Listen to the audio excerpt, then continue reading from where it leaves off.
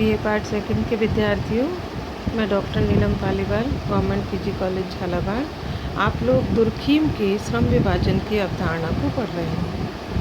आपने जाना कि दुर्खीम के श्रम विभाजन के पुस्तक के 3 अध्याय हैं और प्रथम अध्याय आप लोग पढ़ रहे हैं कि श्रम विभाजन का प्रकार है। आपने जाना कि श्रम विभाजन एक नैतिक घटना है, श्रम विभाजन एक वास्तविकता है, श्रम विभाजन स्वतः चालित प्रक्रिया है और उसका कार्य सभ्यता का विकास करना नहीं है, बल्कि उसका प्रकार्य नवीन समूहों का निर्माण और उनकी एकता है। और उन्होंने कहा कि वो एकता कैसी, नैतिकता से संबंधित हो।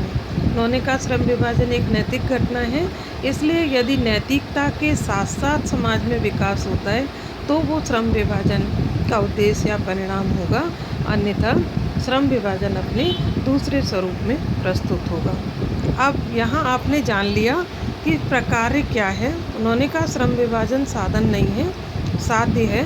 श्रम विभाजन कोई स्वोद्देश्य प्रक्रिया नहीं है जिसके कि परिणाम सदैव अच्छे निकलते हों।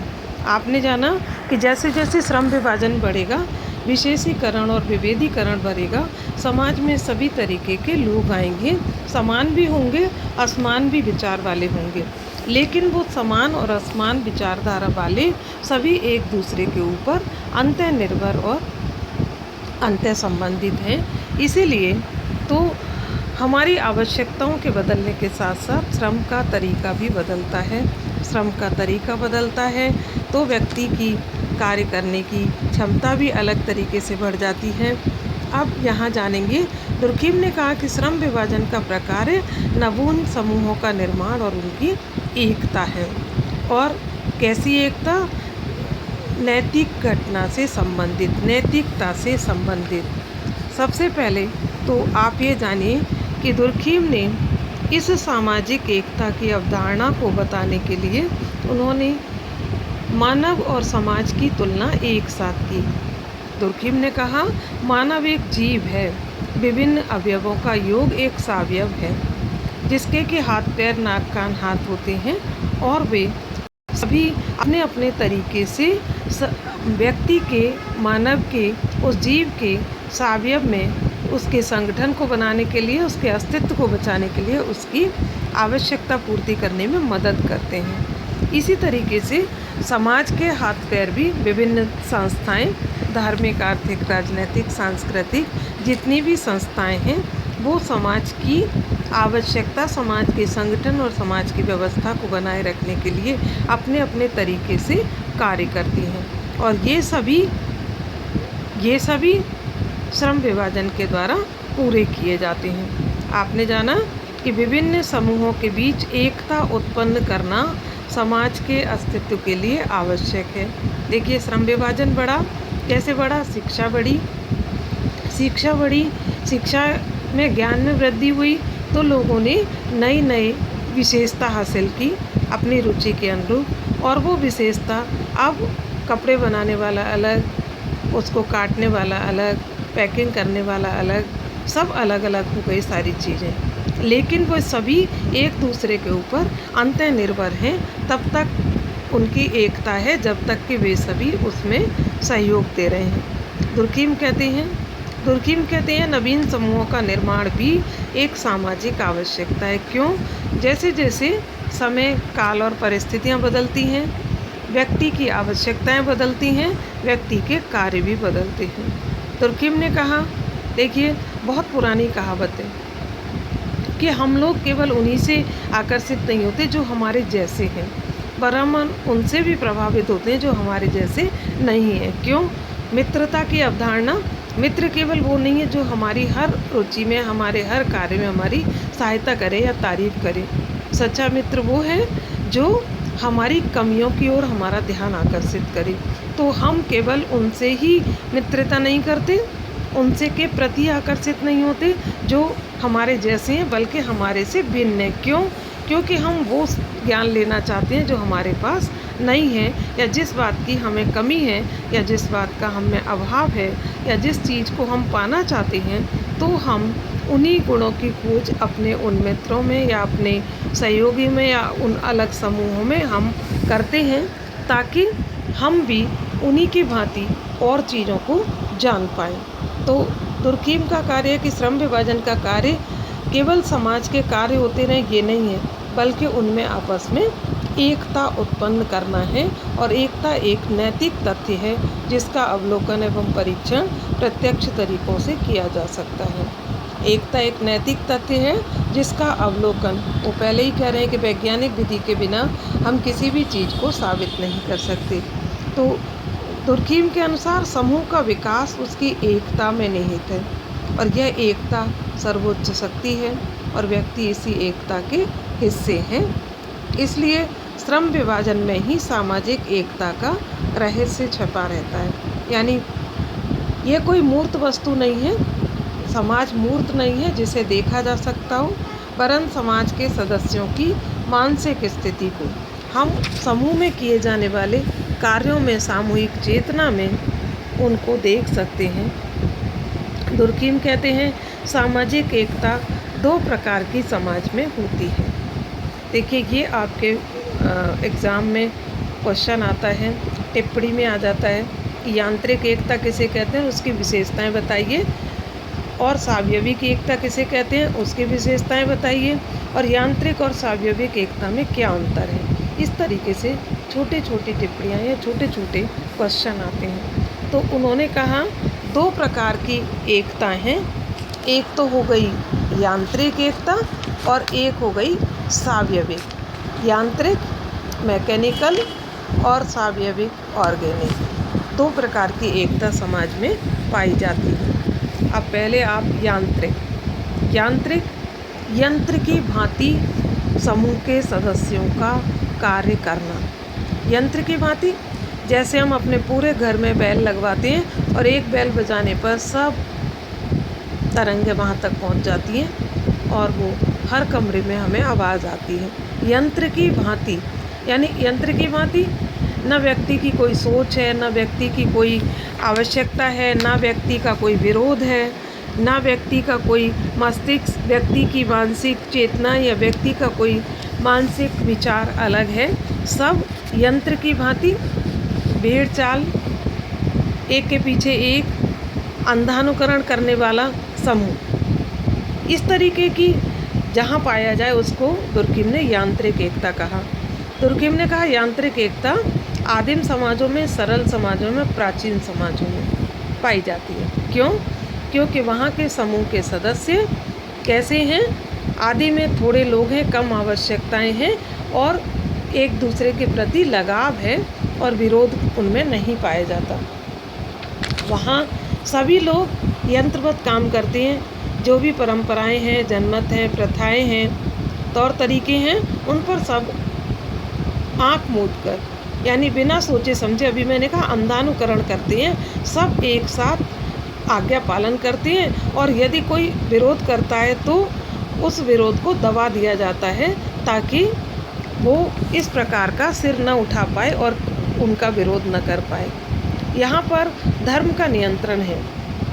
इतना सजा इतनी कठोर है कि किसी प्रकार का कोई भी व्यक्ति यदि वो उनकी मान्यताओं का उल्लंघन करता है तो उनको लगता है पूरी समूह का विरोध कर दिया। जैसे हमने सामाजिक तथ्य में जाना था कि आज भी लोकमत या निंदा का भय बहुत बड़ा सामाजिक तथ्य है। इसलिए व्यक्ति कैसा है? कूपमंडूक, यानी न उसके मन में कोई विरोध है, न कोई संघर्ष है, ना कोई असामाजिकता है।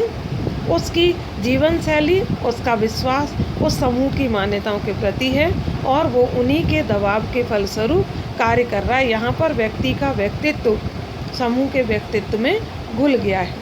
यानी पहले आपने जाना कि व्यक्ति तो समाज में आता है और मान्यताएं, प्रथा, परंपराएं चारों ओर से उसको घेरा बनाकर उसके ऊपर दबाव डालती हैं और वो उन्हीं की पालना करता है। तो दुर्खीम कहते हैं कि इस प्रकार की एकता जिसमें किसी प्रकार का व्यक्ति की चेतना का कोई अर्थ ना हो, व्यक्ति की स्वतंत्रता का कोई अर्थ ना हो, व्यक्तिगत सोच का कोई महत्व ना हो, सब सामूहिक हो, कोपमंडूक की तरह धर्म का नियंत्रण हो, प्रथाओं का नियंत्रण हो और उन्हीं के नियंत्रण में व्यक्ति कार्य करता और उनकी आज्ञाओं का पालन करता हो और उन्हीं की आचरण को, इसी को उन्होंने, इस प्रकार की एकता को उन्होंने यांत्रिक एकता कहा। और उन्होंने कहा इस प्रकार की यांत्रिक एकता में दमनकारी कानून पाए जाते हैं। यांत्रिक एकता और दमनकारी कानून, दमन मीन्स कुचल देना, दबा देना, यानी कोई विरोध करने का साहस करता है तो पंचायत, मुखिया या इस प्रकार के कानून हैं, यानी वहाँ पर अपराध व्यक्तिगत नहीं है, कैसे हैं, समूह की मान्यता का उल्लंघन करना ही अपराध है। और ऐसा अपराध किया है तो आपको दंड भी मिलेगा और वो दंड, आप उस दंड को भोगेंगे। इसलिए दंड इतने कठोर हैं, कैसे, हुक्का पानी बंद कर देना। प्राचीन समय में ये बहुत बड़ी बात थी कि किसी को समाज से बहिष्कृत कर दिया जाए या किसी को समाज से निकाल दिया जाए या खान पान व्यक्ति का बंद कर दिया जाए तो लोग इसको बहुत अपमानजनक या बहुत बुरा मानते थे कि सामूहिक बहिष्कार हो गया। इसीलिए हमारे समाज में रूढ़िवादी मान्यता और परंपरा, प्रथाएं लंबे समय से बदलाव चाहते हुए भी हमारी आवश्यकता ना पूरा करने पर भी हमारे समाज में विद्यमान है आज भी। तो दुर्खीम कहते हैं इस प्रकार के समाजों में दमनकारी कानून पाए जाते हैं। समझ में आ रहा है? यांत्रिक एकता। अब आप समझिए सावयविक एकता। यांत्रिक एकता के विपरीत सावयविक एकता। अभी मैंने कहा ना सावयविक, सावयव की भांति, जैसे मानव एक सावयव है। आप जानते हैं हमारे सारे हाथ पैर, नाक कान हाथ सब उससे जुड़े हुए हैं, लेकिन जब तकलीफ़ होती है तो कई बार हमारा खुद का मन कहता है हाथ में दर्द न होता, पैर में होता, पैर में नहीं होता, हाथ में होता। यानी वो दोनों एक दूसरे के ऊपर डिपेंड हैं, अंतर्निर्भर हैं, लेकिन अलग अलग होते हुए भी उनका अस्तित्व है।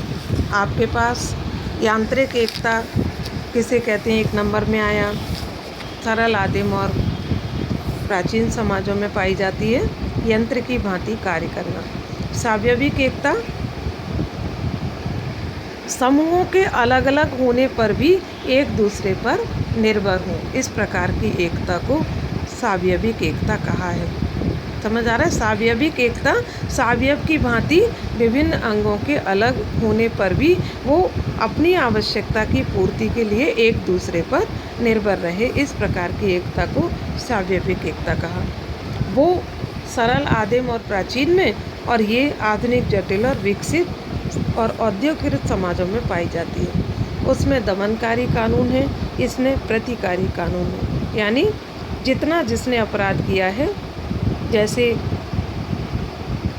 आज अपराध की संज्ञा भी बदल गई, किसी को मारना अपराध नहीं है, बहुत सारी चीज़ें अपराध हैं, नकल करना, चोरी करना, बिना पूछे चीज़ें ले लेना, मिलावट करना, कालाबाजारी, भ्रष्टाचार, बहुत सारी चीज़ें हैं जो अपराध की, यानी जो स्वीकृत प्रतिमानों के, नियमों के।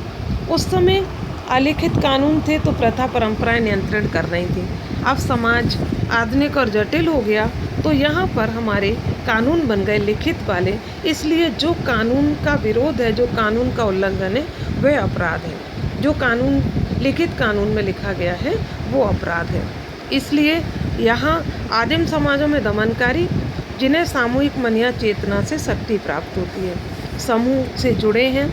आधुनिक समाजों में श्रम विभाजन और विशेषीकरण की प्रधानता है, इसलिए बहुत सारी भिन्नताएं हैं, सबको एक प्रकार का दंड नहीं दिया जा सकता। इसलिए जिसने जो कार्य किया है, जैसे आप परीक्षा में नकल करते पकड़े जाते हैं तो उतना ही दंड मिलेगा, मिलावट करने वालों को उतना ही दंड मिलेगा। तो समाज एक विशेष प्रकार की एकता स्थापित करता है। कैसी? समाज के सदस्यों की ये पारस्परिक निर्भरता।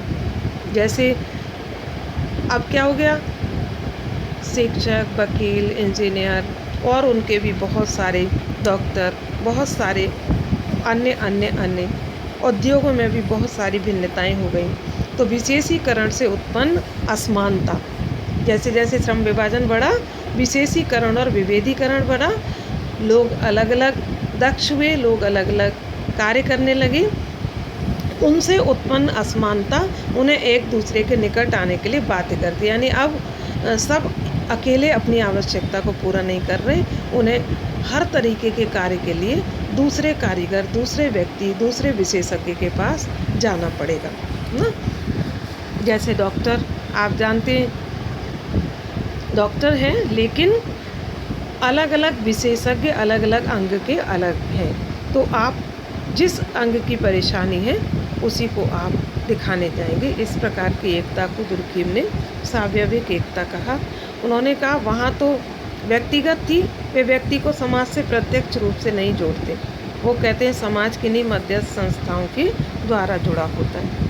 अभी आपको बताया सावयविक एकता कैसी है, शारीरिक एकता के समान। आँख, कान, शरीर अलग होकर कार्य नहीं कर सकते।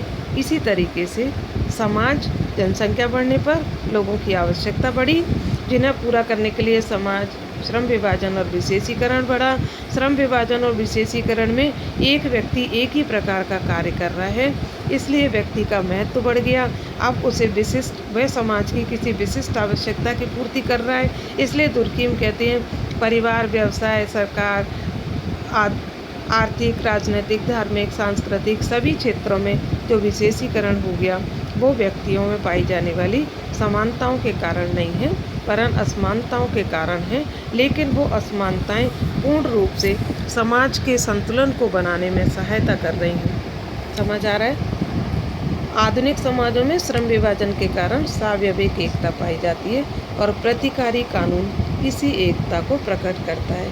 यानी यांत्रिक एकता में दमनकारी कानून, इतना कठोर दंड कि लोग समूह की मान्यताओं का उल्लंघन करने का तो साहस नहीं करें, और सावयविक एकता में प्रतिकारी यानी केवल जितना जिसने अपराध किया है उतना ही उसको दंड मिलेगा, और अन्य सामूहिक रूप से किसी व्यक्ति को एक जैसा दंड दिया जाना आवश्यक नहीं है। इसलिए दुर्खीम के अनुसार समाज में दो प्रकार की एकता है, यांत्रिक और सावयविक।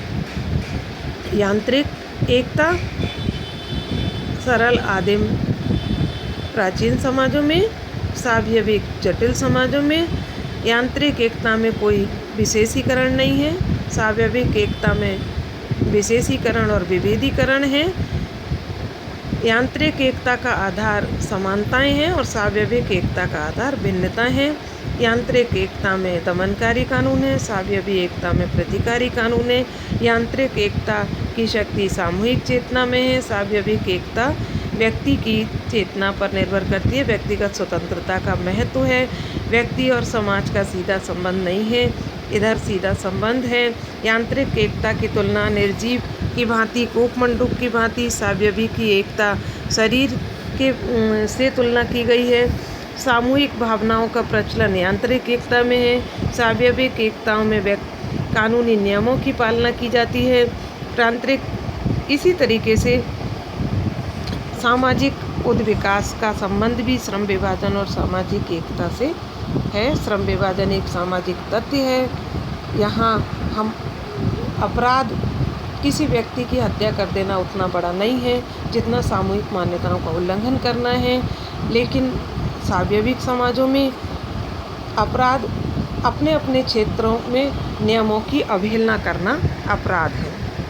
कल आप लोग श्रम विभाजन के कारण और परिणाम जानेंगे।